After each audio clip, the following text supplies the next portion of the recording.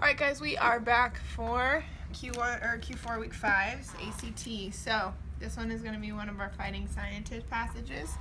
So it may take us a little longer to go through. So according to student 1, which of the following quantities is greater for water molecules beneath a lake's surface than for water molecules at the surface?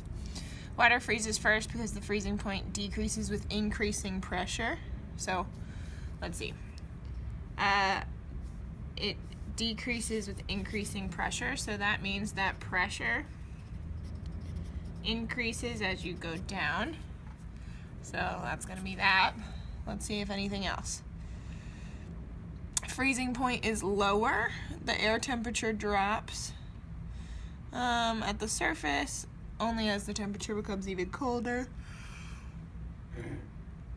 Excuse me, will the layer of ice become thicker? Pressure, yeah, so it's pressure. So the answer to 28 is J. That was in the first sentence. So the circled sentence. All right, 29. That's an EMI question too, by the way. And this is going to be the last week where I tell you what these are. I want you to say what they are after. Okay. When two ice skaters wearing identical skates skated across a frozen lake at the same speed, the ice under the blades of skater B melted faster than skater A. So B, A. What conclusion would each student draw about which skater is heavier? So an ice skater exerts the entire force of his body weight over the tiny surface. This results in a very large pressure which quickly melts a small amount of ice under the blades. So that's what he's saying is going on in student B. Ice melts under a skater's skates because of friction. The energy used to overcome the force is converted to heat, which melts under the skates. The greater the weight of the skater, the greater the force of friction, and the faster the ice melts. So both this one says greater the weight, faster it melts. And this one says very large pressure, so it causes it here. So let's look at that. Both student 1 and student would conclude that skater A is heavier? No, because we already know that the greater weight means it melts faster. So I'll leave B as a maybe. Student 1 would conclude that skater A is heavier.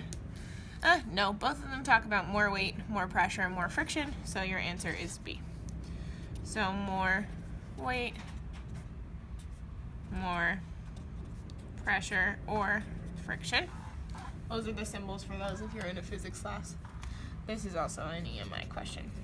All right, 30, wow, not 38. Which student, if either, would predict that ice will melt under the blades of a skater who is not moving? So, this one, friction, that has to be moving. Right, so your static friction could exert from here, but friction for the most part is a moving skater. So we're going to say not student 2, so we're going to cross off everything that doesn't have student 2. Now let's see this. Pressure is defined as force divided by the surface area. So an ice skater exerts over the tiny, so the whole time, so it's going to be student 1. Because that means that you're pushing down into the skates anyway. Here's your ice skate. That's awful, but you know, here's your ice skate, and the pressure is pushing down anyway. But for skater 2, he's saying that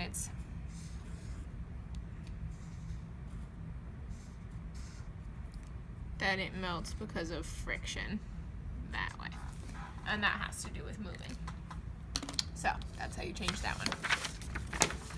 All right, 31. A beaker of ethanol is found to freeze from the bottom upward instead of from the surface downward. Student 2 would most likely argue that the density of frozen ethanol. So here's our cup of ethanol. That's just rubbing alcohol, by the way. Here's my cup, and it's going to freeze here. So let's see what student 2 says. Student 2 says,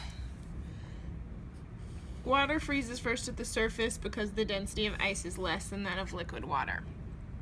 So the volume of the given mass of water expands upon freezing, and the density decreases. So, let's see here. Student 2 would argue that the density of frozen ethanol is greater than the density of water, less than the density of ice. We have no comparisons for water or ice. So that's a completely different compound that we can't compare, so we're here. Greater than the density of liquid ethanol and less. So it says that ice for our water freezes here because it's less dense.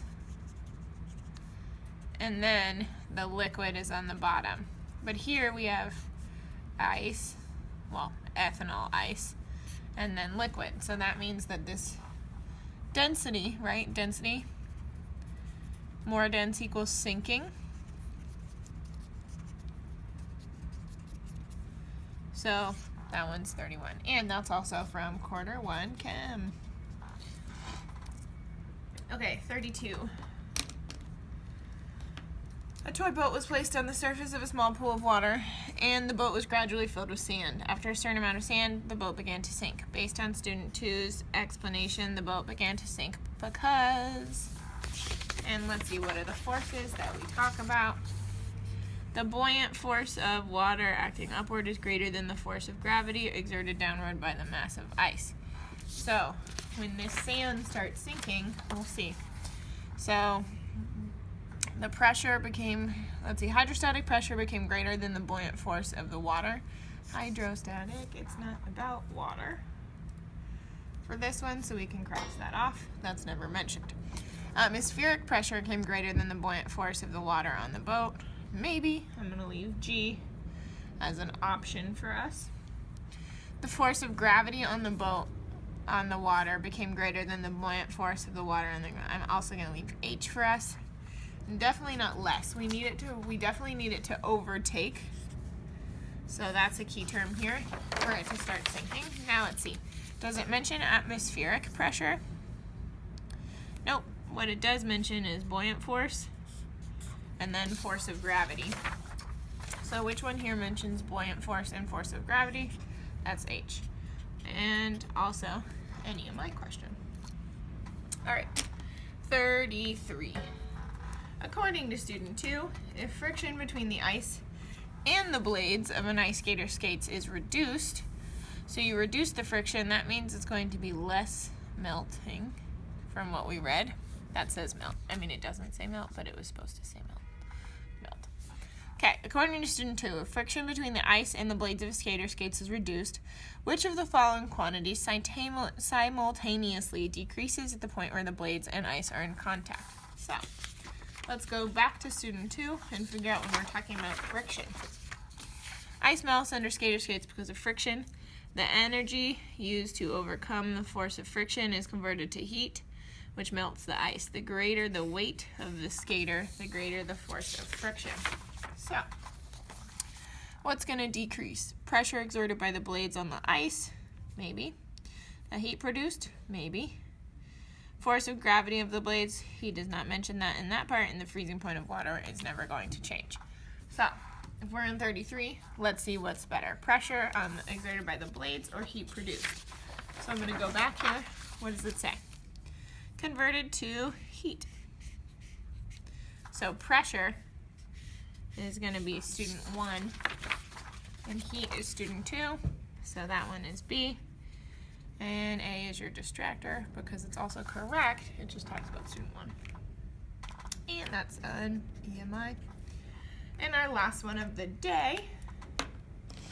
All right, based on student 2's explanation, the reason a hot air balloon is able to rise above the ground, also EMI.